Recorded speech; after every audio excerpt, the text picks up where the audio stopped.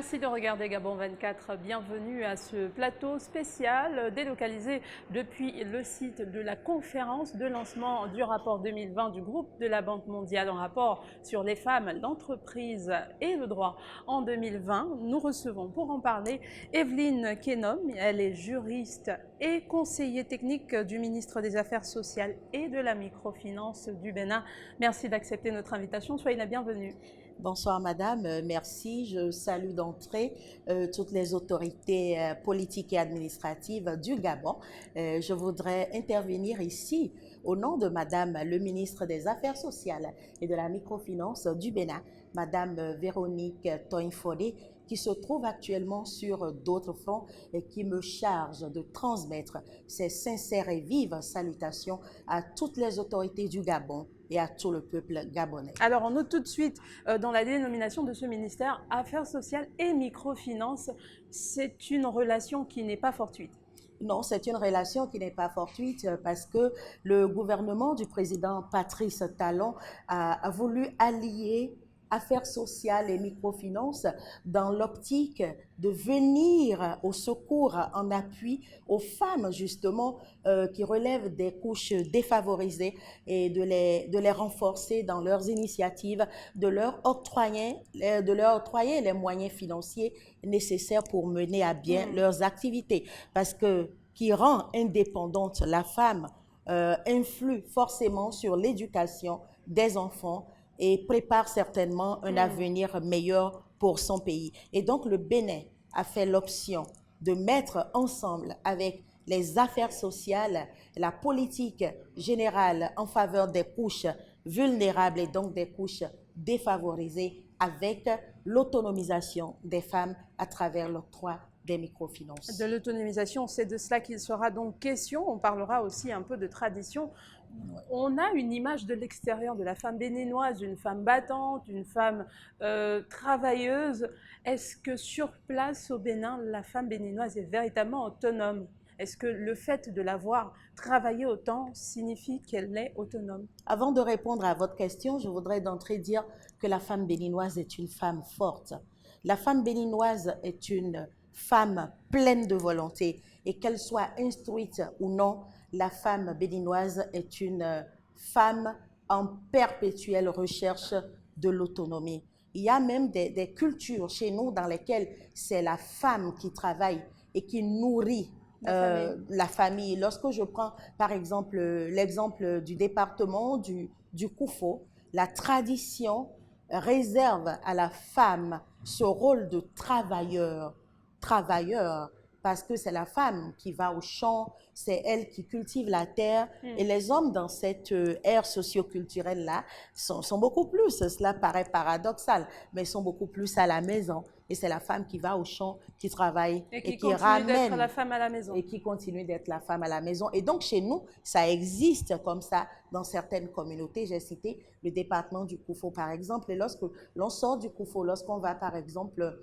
sur le plateau d'Aboumé, les femmes, traditionnellement, les nains, les princesses, sont des femmes qui, certes, occupent une place de privilégiée dans la société, mais ce sont des femmes qui savent s'imposer par leur intelligence, par l'amour du travail, par leur débrouillardise. Et quand je vais encore sur le plateau de Louémé plateau frontalier, département frontalier, avec le Nigeria voisin, les femmes, elles s'adonnent au petit commerce, elles sont vraiment dans les activités génératrices de revenus.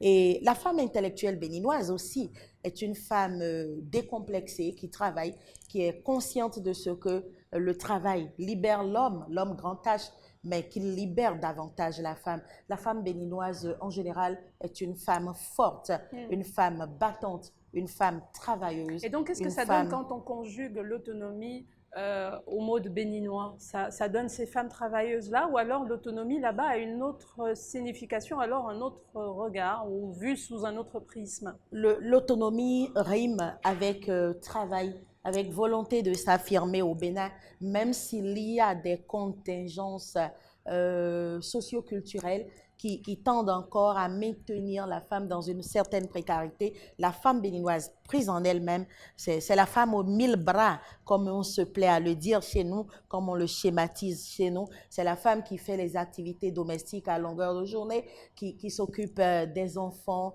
qui fait le ménage, qui s'occupe du mari. Mais c'est la femme qui, une fois au dehors, ça donne encore à des activités génératrices de revenus, revient à la maison pour s'occuper encore du mari et des enfants. Alors, vous avez participé pour cette deuxième journée dédiée à cette conférence de lancement du rapport 2020 de la Banque mondiale. Vous avez participé au panel sur le foncier, l'accès des femmes au foncier comme vecteur d'autonomisation.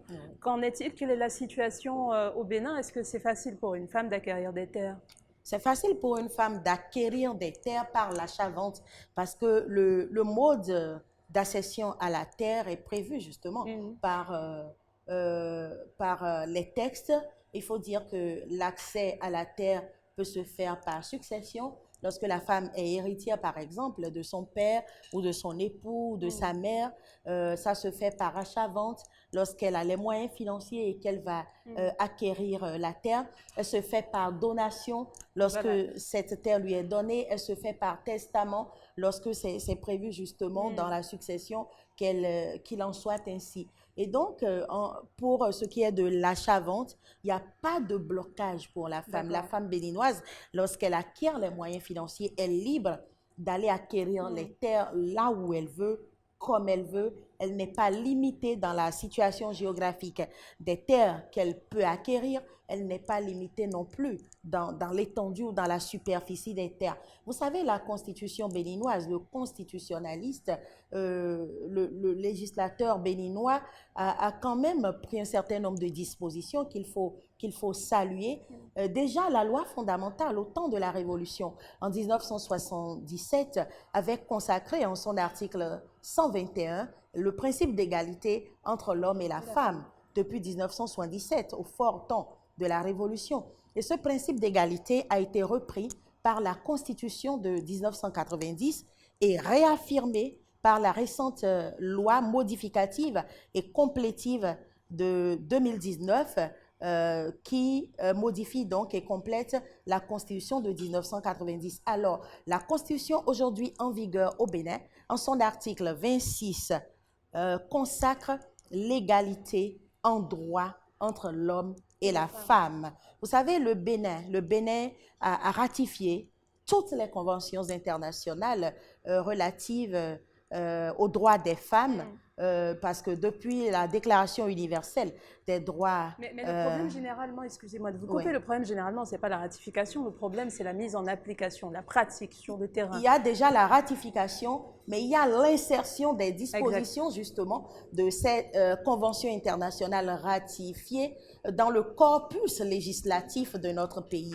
Et cela est fait. Et lorsqu'on prend par exemple le code foncier, j'allais citer d'abord, pour finir avec la Constitution, l'article 22 qui consacre l'égal accès de l'homme et de la femme à la propriété au Bénin. Et qui dit propriété dit biens meubles, biens immeubles. La femme peut acquérir aussi bien des immeubles que des biens meubles au Bénin. Et ces dispositions sont reprises par le code foncier du Bénin en ses articles 5, 6 et suivants.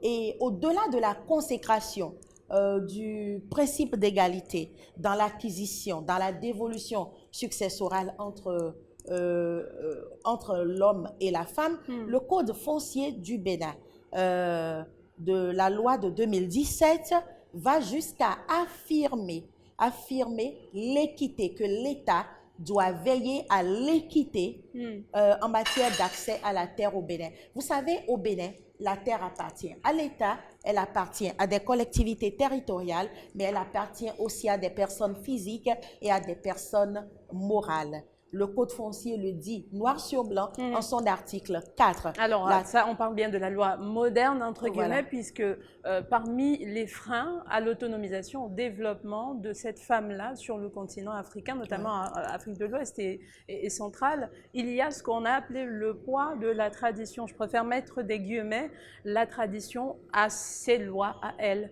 qui sont assez écoutées, regardées, consultées au Bénin. On sait que c'est un pays qui est très ancré dans ses traditions.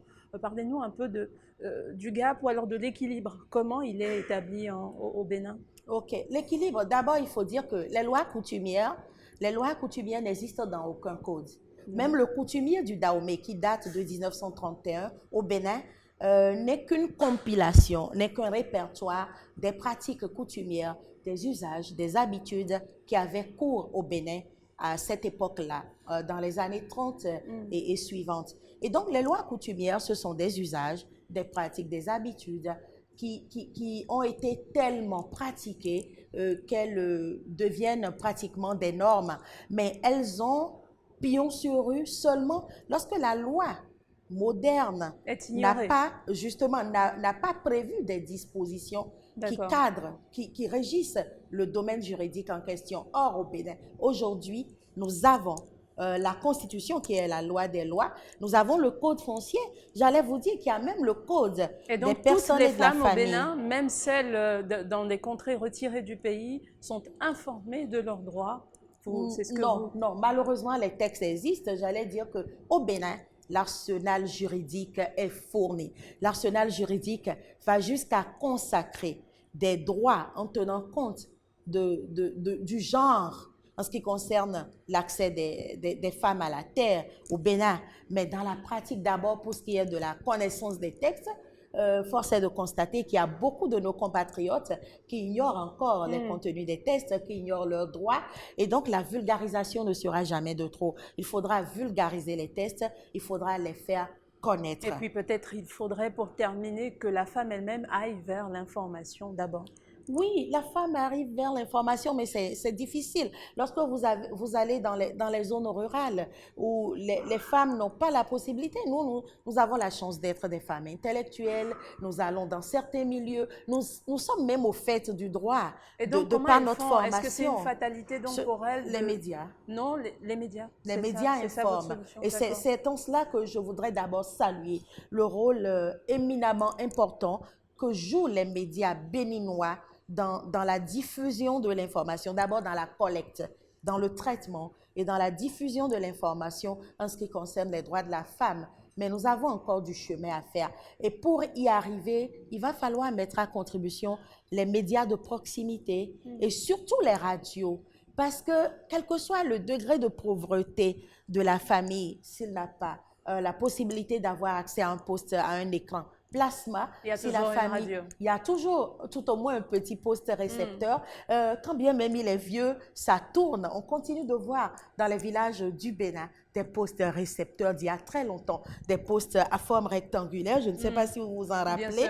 Voilà, de gros postes comme ça, on en trouve encore à ce jour. Et donc, les familles les plus modestes ont accès à la radio. Et donc, la radio est un média indispensable, éminemment important dans la diffusion de l'information. Maintenant, quand on aura diffusé l'information, il ne suffira pas que les femmes soient au fait, soient au courant de leurs droits. Il faudra peut-être leur expliquer ce que cela signifie. Leur expliquer. Et bien sûr, votre ministère devra les accompagner après l'explication dans les finances, puisqu'il y a aussi le volet microfinance. Il y a des pas à franchir, parce que quand elles sont informées, quand elles connaissent leurs droits, il y a les pesanteurs socioculturels qui sont là et qui les empêchent de bouger. C'est pour ça qu'on parle d'avancer. On continuera toujours d'avancer. Merci beaucoup. Evelyne Kenom, juriste, conseiller technique du ministre des Affaires sociales et de la microfinance du Bénin. Merci encore une fois d'avoir accepté l'invitation de Gabon 24. Nous espérons vous recevoir à une autre occasion, pourquoi pas en terre gabonaise.